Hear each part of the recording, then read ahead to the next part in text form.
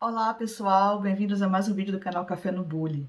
Hoje eu queria mostrar para vocês o primeiro projeto que eu fiz na minha bancada, que foi um projeto muito simples, de um sensor de umidade do solo, que foi para uso próprio mesmo, para eu monitorar o solo das minhas plantinhas, né, que eu planto no jardim, e das minhas plantinhas que eu deixo dentro de casa, nos potinhos também.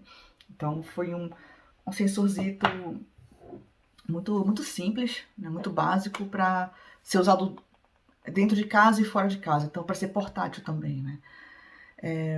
E também eu pude com isso brincar um pouco com um código do Atari 85, que foi o microcontrolador que eu escolhi usar, e eu programei todo esse sensor em bare metal, ou seja, programei diretamente no hardware, né, do microcontrolador, diretamente usando os registradores, né?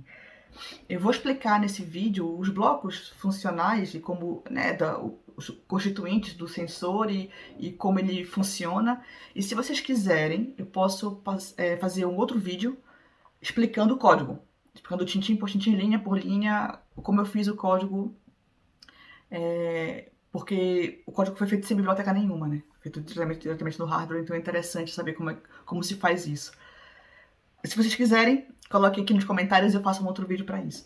Bom, o sensor ele é muito simples, ele é constituído de um sensor de umidade do solo, daqueles comuns mesmo que a gente compra, aqueles que são compatíveis com Arduino, e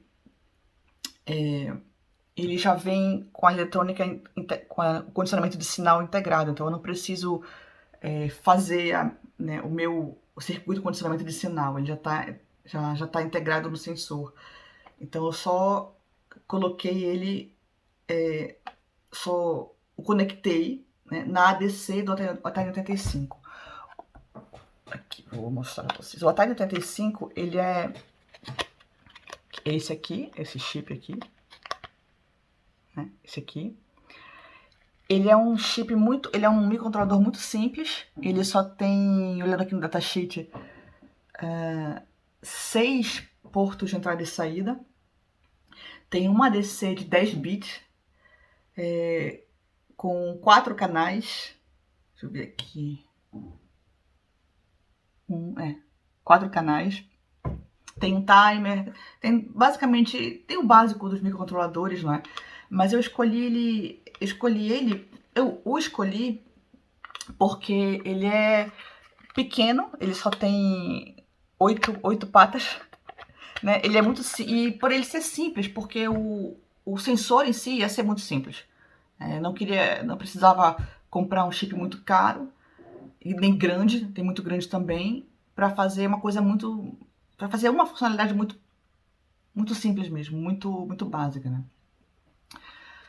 O que acontece é o seguinte, o sensor ele está ligado na ADC, né? num dos canais da ADC do Atari 85, né? Então a ADC está o tempo todo inquirindo o sensor, no caso o processador, né? Está sempre inquirindo, recebendo os valores da ADC. Isso se chama polling, né? O processador não faz nada a não ser estar sempre monitorando o sensor de umidade em busca de valores. Eu escolhi que ele fosse assim porque, como o sensor só vai fazer uma coisa, então eu não precisei fazer interrupções nem nada.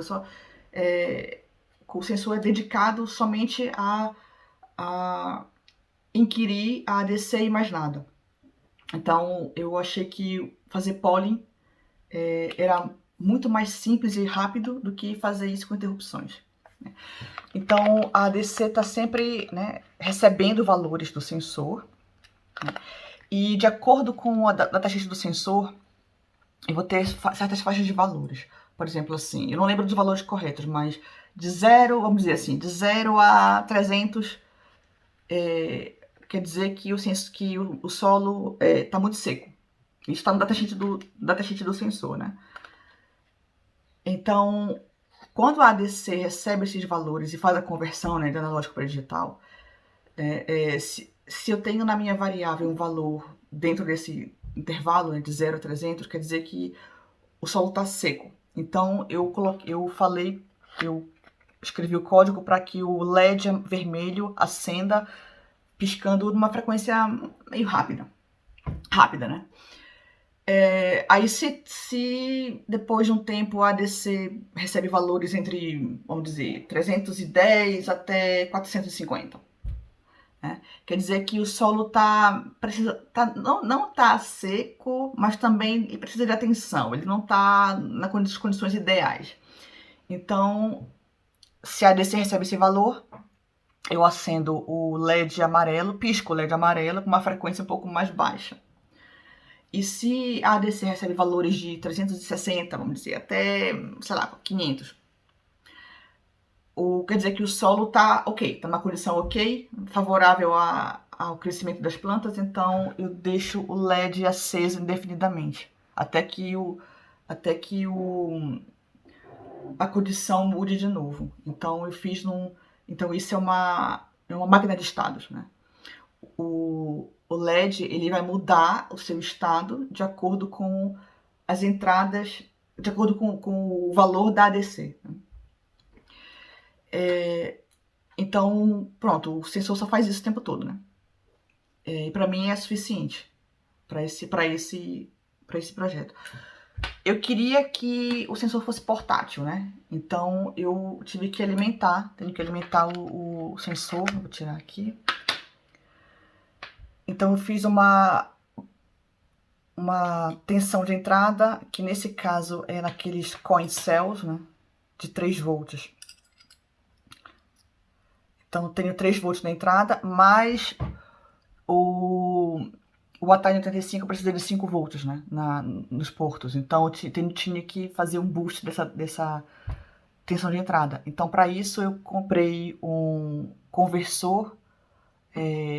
Nesse caso ele é boost boot, porque ele converte tensões de entrada de 2.8 volts até 18 volts na entrada para 5 volts na saída.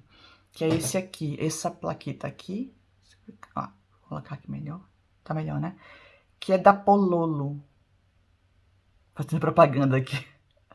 Mas eu comprei isso porque eu, de novo, queria uma coisa pequena, né?